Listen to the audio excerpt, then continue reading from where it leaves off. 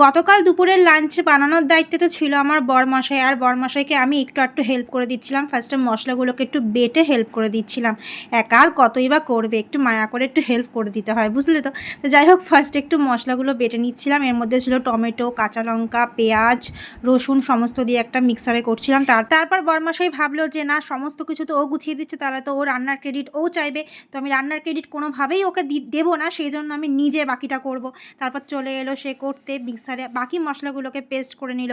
কি দিয়েছে সেটা পরে বলছে। এদিকে কই গো, কি চলছে? তেল গরম করা হচ্ছে। তারপর এই মশলা দিয়ে মাংসটাকে ম্যারিনেট করে আধ ঘন্টা রাখতে হবে। বাবারে, তারপরে কিছু ব্যাপার। তারপরে পেঁয়াজের বেরেস্তা বানানো হবে, আলুটাকে ভেজে নেওয়া হবে। এর মধ্যে কি আছে? কাজু, এর মধ্যে আছে কাজু, পোস্ত, সাদা তিল আর হচ্ছে অল্প বাদাম। আচ্ছা, এত কিছু রয়েছে। আর এখানে লঙ্কা, পেঁয়াজ, রসুন, আদা সব দিয়ে একটা পেস্ট। তেল গরম হয়ে গেছে। আচ্ছা, এবার এটা এখানে দিতে হবে।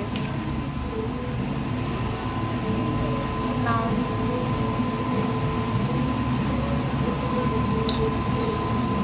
এতে লেবু দিতে হবে তো? না, এখানে লেবু লাগবে। ও, এখানে লেবু লাগবে না। আচ্ছা।